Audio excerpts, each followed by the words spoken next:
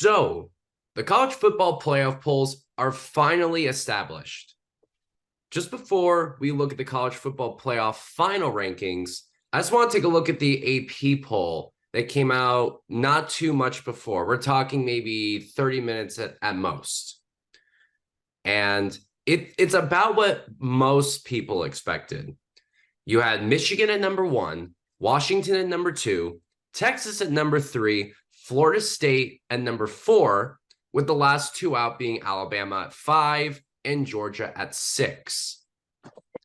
That is almost the same for the college football playoff. However, despite Michigan being 1, Washington being 2, Texas 3, and Georgia being 6, 2 schools were flipped. Florida State fell out, and Alabama was slotted in at 4 to get back into the college football playoff. This is the first time in history we're seeing an undefeated Power 5 team. UCF would tell me that stat is wrong, but this is the first time an undefeated Power 5 team has missed the playoff. This is the first time that the number 1 team in the poll before, Georgia, has fallen out entirely.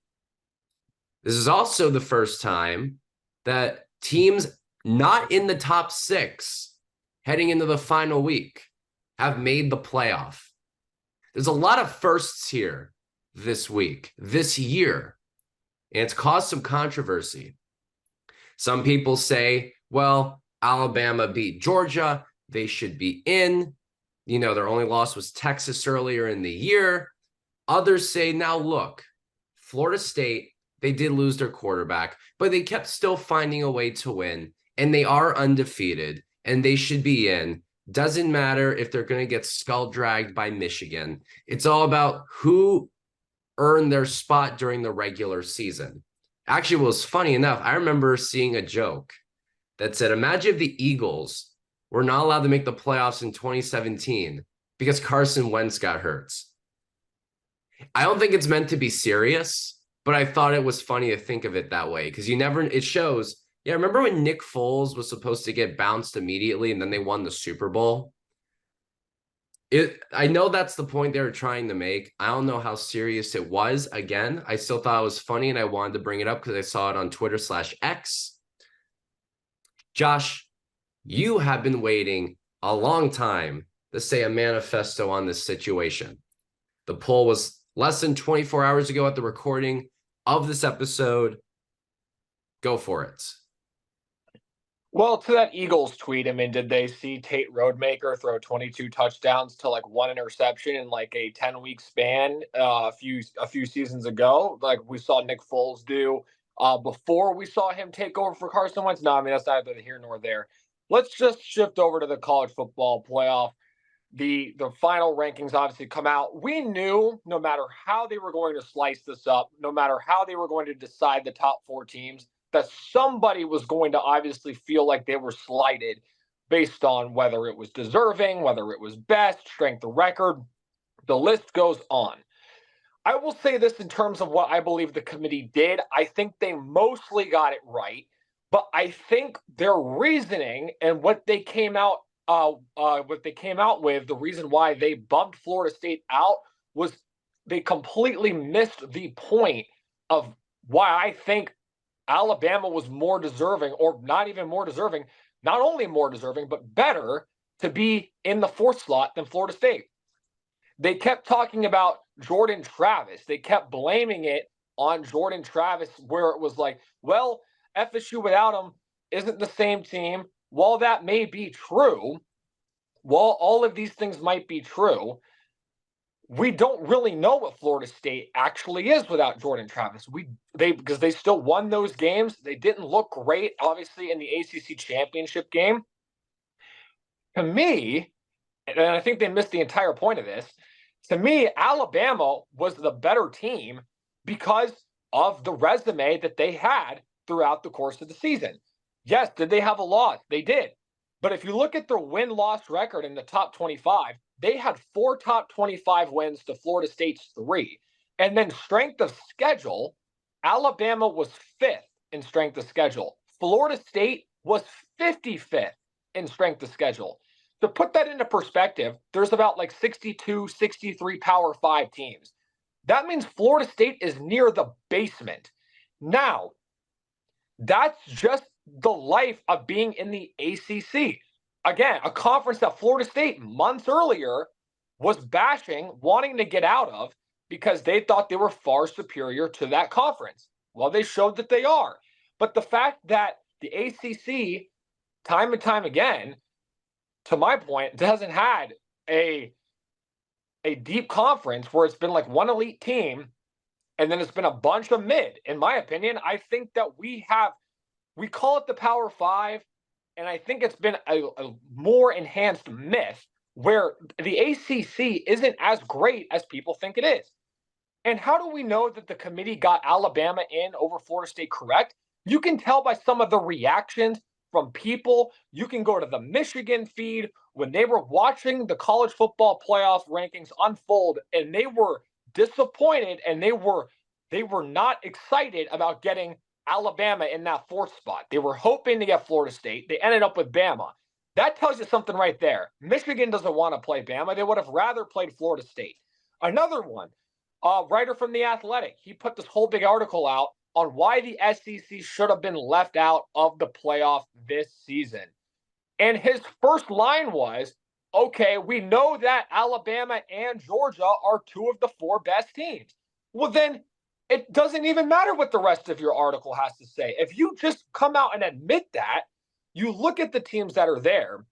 If it was me, I would have gone Michigan, Washington, Alabama, and Georgia, because the SEC, once again, this year was a juggernaut conference, as it usually is.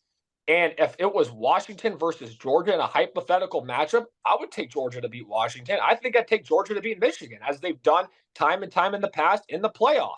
And it wasn't even close. So these ideas of like Florida State, I've heard a lot of people whining on Twitter. Well, they had the perfect record. We have to stop pretending that the ACC is like these other conferences. I've said this before. I'm saying it again. Yes, you won all your games. I give them props for their out-of-conference schedule. But the fact is, their in-conference schedule isn't good.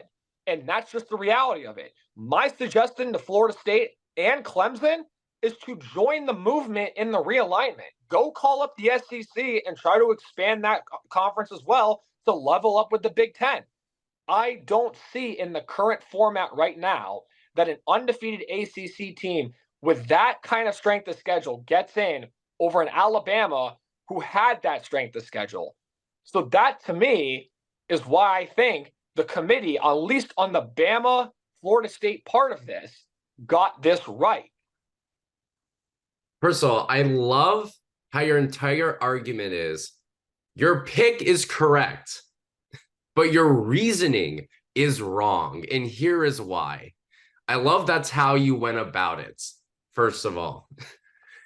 But one thing I want to think about. So if Jordan Travis is the quarterback and they absolutely light up Louisville, which we all know would have happened. I'm not so sure it would have happened. With Jordan Travis, they were playing from behind a number of these games and barely edging out wins. They did have the big win against LSU at the very beginning of the season, but after that fact, against the ACC, they weren't blowing these teams out. So I'm not so sure that they still would have done so. With Travis is what I'm saying. The committee is saying that they don't think Florida State is the 4 best teams because they lost Travis. I disagree. I don't think Florida State's one of the 4 best teams because of the schedule that they played. And I think if they had matched up against a Washington or a Georgia, which they're going to play Georgia, and a Bama, or one of these top teams, or a Texas, I don't think they match up with these teams, with or without Travis. Well, look, I'm just going to, and this is already from a few years ago, but I'm going to kind of look back at a potential comparison. And that is Clemson, who is in arguably a weaker version of the ACC a few years ago, would run the table, make the playoff, and you even had a situation where they made the playoff, barely beating UNC by a point. They drop from like 1-5 or something like that. And then they still make the playoff and make the national championship. Yes, I just want to point out they had Trevor Lawrence, which is huge. They had a situation where they did lose to Notre Dame, but they didn't have Trevor Lawrence. And they lost to a team because Notre Dame was good enough that they could beat the team that didn't have the quarterback. Now you get to Florida State. You're in a situation where they still find a way to go undefeated in the same conference. The difference is they did lose their quarterback at the wrong time. It's not like he got COVID and missed a week. He broke his ankle. He is out. And he went up against a ranked ACC team, and the team struggled. Now I'm thinking back to this with the Clemson Notre Dame game. If Clemson has their Trevor Lawrence, do they beat Notre Dame that week? Honestly, it was so many years ago. I'd have to remember who was on the roster of Notre Dame that year.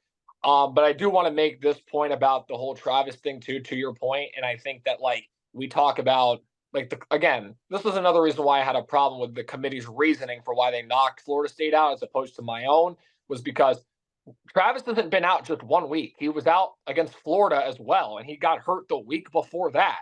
And yet they had Florida State coming into the week as the number 4 team, even with Travis out. So for them to knock them out and play the Travis card, well, they don't have him. They didn't have him 2 weeks ago when you had him at 4 then. It just didn't make sense to me with the reasoning that they had. And I can totally understand. I can totally understand why Florida State fans are upset about this. Honestly, I felt bad for Travis having to come out with that post about, I wish I had broken my leg at the beginning of the season so they could have actually seen what this team was actually like without me. It's more than just a QB.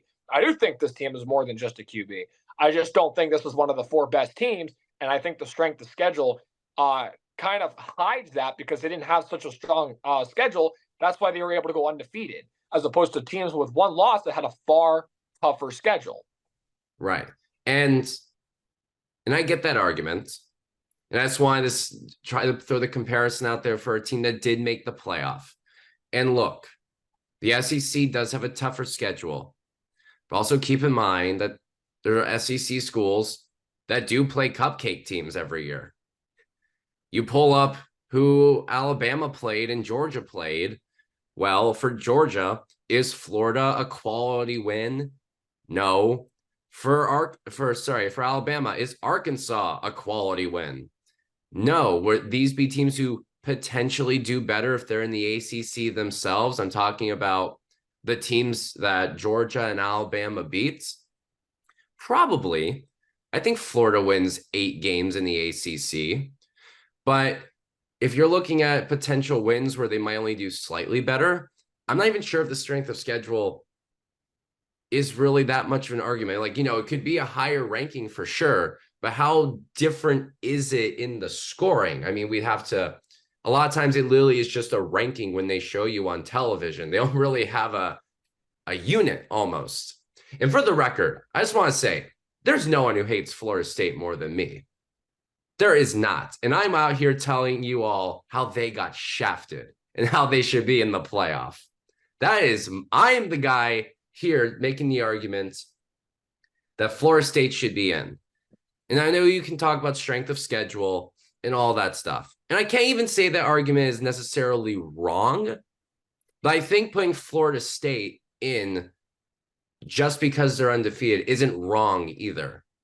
Because there is the precedent that if you're a major school and you go undefeated, remember, they did everything they could. Yeah, again, this was out of their hands. It's just one of those things where it's like, look, they're in the ACC, and all these years we've deluded ourselves into thinking that the ACC is somehow more powerful than it is. So we put them up higher in the rankings because we look at them as an ACC Power 5 school.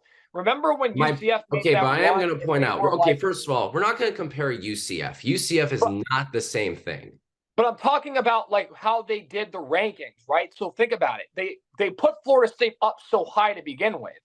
And then when you start a team up as high as they do and then they don't lose, you're not going to knock them down. The No, point I'm making you is made the they same probably argument shouldn't with have been ranked Georgia. that high to begin with. But let's look at the key wins that Florida State has this year, and let's look at the key wins that Bama has this year. Florida State's 3 key wins on their schedule, the 3 top 25 wins that they had, were Louisville, who just, by the way, got beat by a 7-5 Kentucky team. LSU, which, oh, by the way, Alabama also has a win against LSU. And then Clemson, where Bama also has a win against UGA, and Ole Miss, 2 top 15 teams, one of them being the #1 team in the country. Is it Florida State's fault that they didn't play the #1 team in the country? No, but that is unfortunately what happens when you're in the ACC, and now we finally look at it as a conference that is not as good. The problem is that I had with the committee was that wasn't their reasoning for keeping Florida State out. Yes, they went undefeated, but back to the point that I was making about UCF, they went undefeated too in a conference that I think wasn't too much further inferior to an ACC conference. It wasn't as good, but it was one of those things where at least the committee kind of looked at that conference as inferior, where it was, okay, UCF has to give us a reason to get in, where Florida State had to give them more of a reason to not be in. Why would that be so much different when the ACC is clearly not that good of a conference, but we all of a sudden every year pretend that it is? Okay, but also one thing you point out in your argument that you could also use against other teams that didn't make that either made the playoff or didn't make the playoff. We're going to look at Georgia specifically, one that you said you would have put in the playoff. You said, okay, Florida State's as high as it is because they started off as high as they are, and they need a reason to drop them. That has been the case with Georgia all year. They started #1 because they won back-to-back national championships, and they're clearly not the same team. They had their first quarter struggles. You could argue their first half struggles at times. Almost lost to Auburn. They had troubles with Mizzou. Even Vanderbilt gave them a hard time at one point when they were playing each other.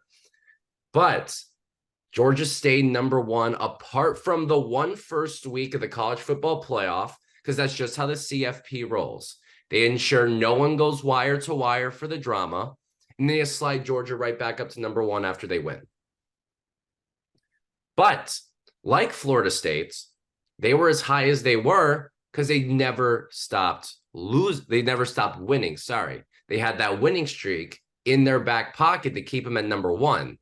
But the second they lost, they dropped to 6. Which is also something we haven't seen before. Yeah, which was also something we haven't seen before. No, we have not. But in the SEC, despite having a better strength of schedule, all that stuff, they got no benefit of the doubts. They just said, okay, you finally lost. We can finally call you out. You're dropping. Absolutely, and I disagree with that as well too. And I think, again, I think you make a good point about how there was not really there was a lack of consistency with the committee once again this year, because again, there's no guidelines. Probably shouldn't have dropped one loss to an Alabama team that again I thought was better than maybe the committee had coming into the week. You look at the way they lost by 3 points to Alabama, and that's their one loss on the season in an SEC schedule, which I'm gonna keep pounding the table, much tougher than an ACC schedule. And with the win streak that they had mounted, there was a reason for them to be ranked as high as they were. I don't agree with them falling out of the top 4, like to the points that you just made. We had never seen that. I don't agree with them falling out of the top 4. Florida State didn't have this massive win streak coming into the season. They didn't have this massive resume where they were beating all these teams. They were ranked pretty high for whatever reason. I don't know how the AP does it before the season when they decide to rank ACC teams at certain spots, which I've never understood. Because by the end of the year, they all seem to fall apart besides one team, which is why it's not a coincidence that every year in the ACC, there is an unbeaten team.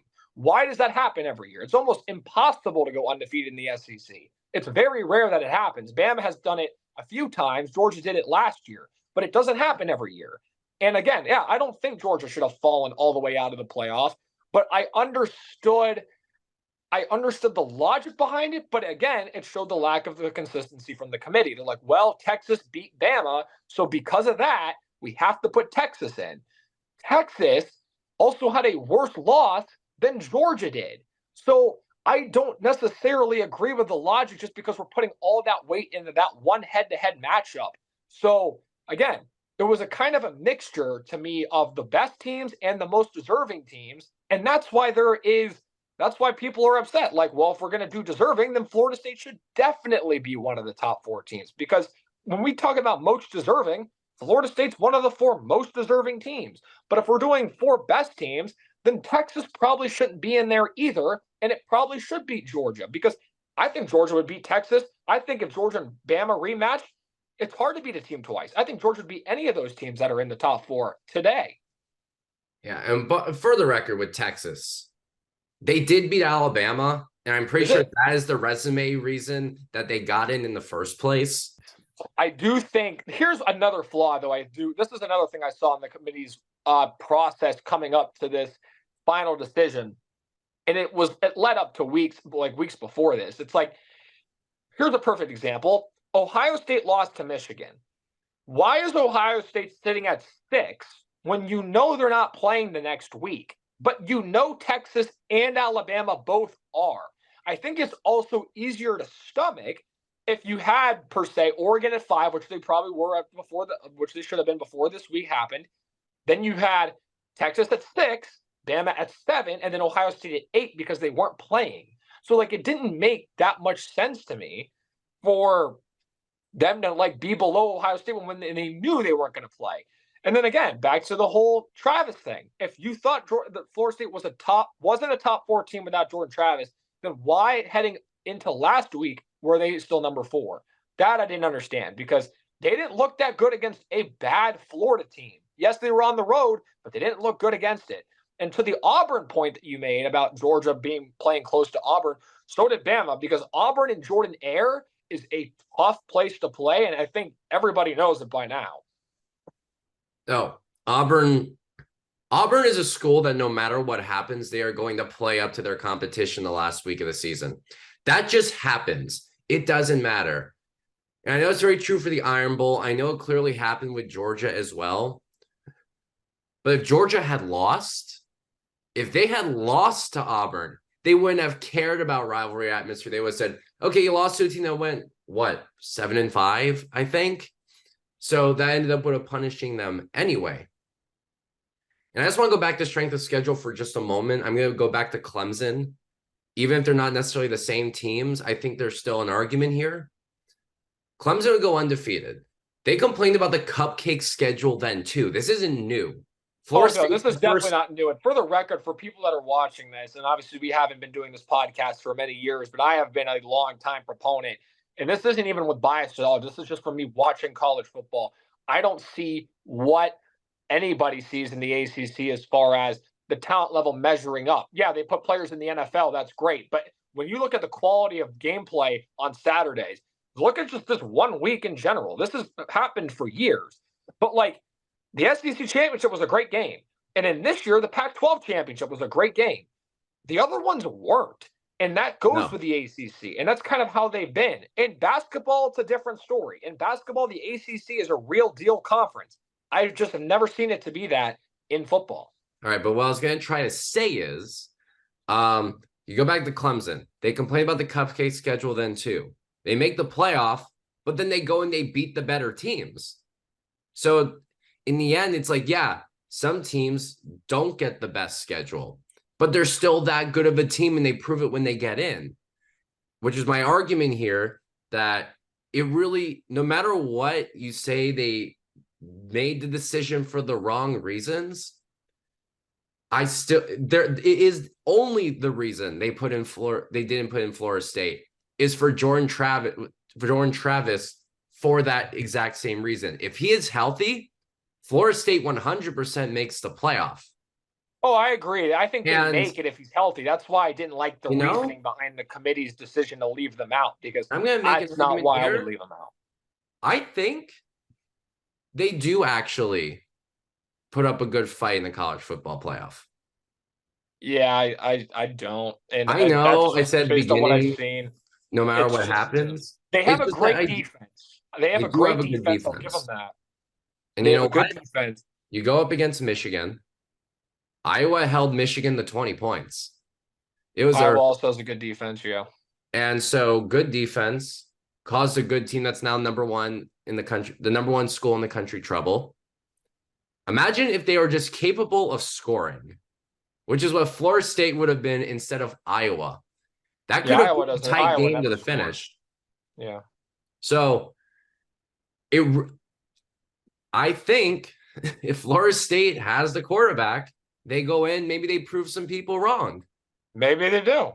And they do. We'll never know because they won't even get the chance to show if Tate Rodemaker could even make something happen.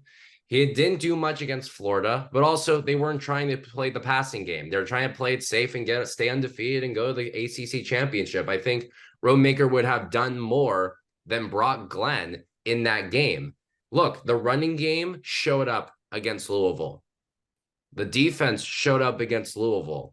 The only thing that didn't show up was the passing game because they didn't have the quarterback to even really give it much of a try. And it also showed because Glenn is a freshman quarterback who had 4 passes going into this game. And by the time you get to New Year's Eve or New Year's Day, whenever the bowl games are, you have your your second string back who has actually played some games this year. So it could have been a whole different story. But they made the decision based on this very moment, not based on when the games are actually going to be played. FSU is going to have a different quarterback than the ACC championship when they go to Miami and they play Georgia in the Orange Bowl. That'll be a fun game. If that's the teams decide they want to play, that'll be fun. It is going to be an exciting game. I can assure you, I don't know who from Georgia is going to stay and play or opt out or whatever, but I can assure you, everyone from Florida State is going to show up because they want to show to the world that they were supposed to be in the playoff and they can make a case. Very few players are going to opt out of this one. I can 100% guarantee you they're going to show up. And again, I want to emphasize, I graduated from the University of Florida. I am a Gator grad. I am out here saying to the world that Florida State is going to show up. If that doesn't also help my argument, I don't know what does. I think Florida State, even if they bring all their guys, if Georgia also brings all their guys, I don't even think it's going to be close, to be 100% honest. Now, if Georgia has players that are sitting, I think it will be. But if they don't, I think Georgia. But Georgia's also shown schools that play up to the competition is going to be fired up. So I just want to point out, if we've already seen though, even with Georgia's guys showing up, if the other team really plays up to the competition, they're in trouble. Especially in the other half, like Florida State could cause huge problems early on. Yeah, like the other teams that they have played up to this point in SEC stadiums, in away environments, in tough crowds, not a neutral site ACC team, which I think Georgia will have no problem disposing of. That being Florida State, I really do. I think that if both teams bring all their players, I don't see Florida State having little to any success against this Georgia team. Because again, I thought they're one of the 4 best teams, but we'll see if they prove me wrong. Yeah. That's besides the point. To the other teams, I mean, again, you look at what the final rankings are. Obviously, there's a million different reasons, but it also should be noted that the last time we did see Jordan Travis, they were down 13 points to a borderline Division II school at home. So that's another thing. They always dig themselves into holes early, which doesn't help their case. Yeah, they have some great talented players, but at the end of the day, I'm talking about the 4 best teams, and with or without Travis, my case is I'm not so sure that they are with or without him. I'm just upset the way the committee handled it and said it was the quarterback situation. When because again, that's the only reason they did it. A different quarterback, yeah, and to me that was the like, at least if they had come out and said, look, we think Bama is better because of their strength of schedule, because of their more top 25 wins, because of their win against the number 1 team in the country. That's the reason I think many more people can get behind. But yeah, no, I think the committee totally mishandled the way they dealt with that situation. They're like, well, this Florida State team is not the same because they don't have Travis, and because of that, now they shouldn't be a top 4 team because they don't have the quarterback. Like that shouldn't be the criteria at all in any situation, regardless of how strong or not or weak your conference is. That to me was my issue with the reasoning behind why Florida State should have been left out. I would have left Florida State out for the other reasons I've mentioned, not for those reasons. Yeah. Well, at this point, what's done is done. We have Michigan, Washington, Texas, and Alabama in the playoff. 5 and 6 will play each other in the Orange Bowl. We'll see if any of these selections prove anybody wrong or right. We will find out soon. But until then, thank you for listening to the Awkward Sports Podcast once again. Make sure to follow us on all of our socials. I'm Harrison. This is Josh. Don't forget to like and subscribe, and we'll see you next time.